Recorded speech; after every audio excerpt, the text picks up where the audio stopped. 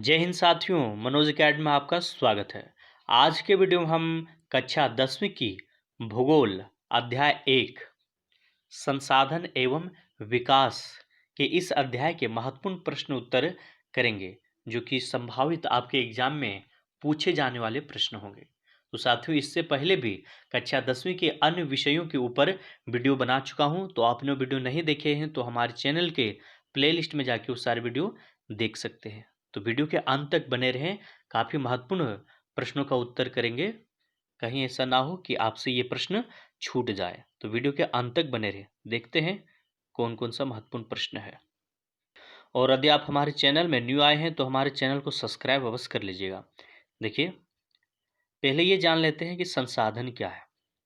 तो इसका हम उत्तर करेंगे कि हमारे पर्यावरण में उपलब्ध हर वस्तु, पदार्थ, संपत्ति या साधन जो हमारी आवश्यकताओं को पूरा करने में अहम भूमिका निभाते हैं और जिसके उपयोग से हमारा जीवन स्तर ऊपर उठता है, वे सभी वस्तु या साधनों को संसाधन कहते हैं। जैसे भूमि, वायु, जल, वन, खनिज, यातायात के साधन आदि। तो ये हो गया संसाधन के बारे में। अब देखिए दूसरा, ये काफी महत्वपूर्ण प्रश्न है कि सतत पोषणीय विकास क्या है। ये प्रश्न पूछा जा चुका है, तो इसका हम उत्तर करेंगे कि पर्यावरण की सुरक्षा को ध्यान में रखते हुए आर्थिक विकास करना ही सतत पोषणीय विकास कहलाता है।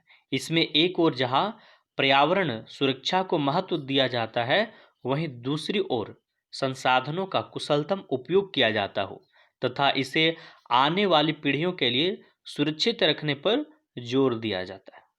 तो इस तरह हम इसका उत्तर करेंगे। अब ये देखिए, तीसरा प्रश्न है कि संसाधन नियोजन क्या है।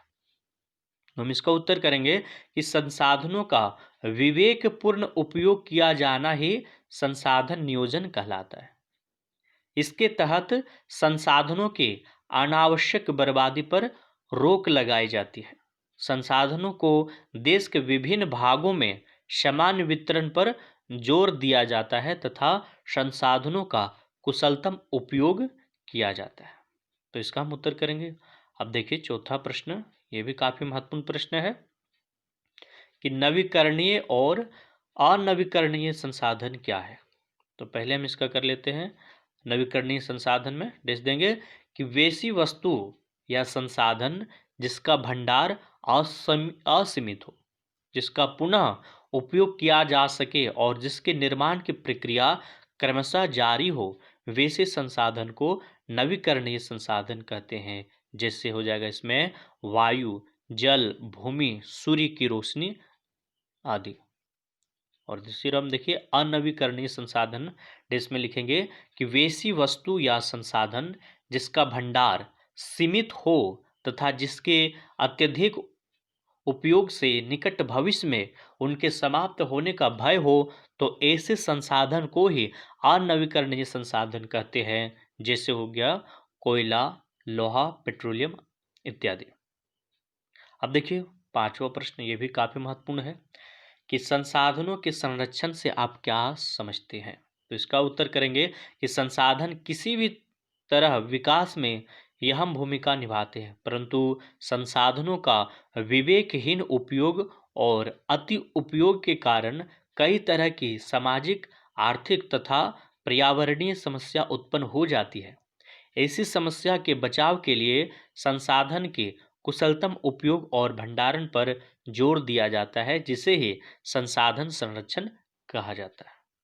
आगे देखिए, छठा प्रश्न है कि भारत में पाई जाने वाली मृदा किन किन वर्गों में बांटा जा सकता है, किन्हीं एक का वर्णन करें।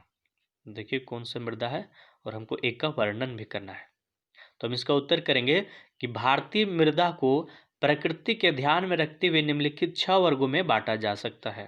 पहला में हम जलोढ़ मृदा, दूसरा में काली तथा रेगुर मृदा, तीसरा में लाल एवं पीली मृदा, चौथा में हो जाएगा लेटराइट मृदा, पांचवा में पर्वतीय मृदा और छठा में मरुस्थलीय मृदा।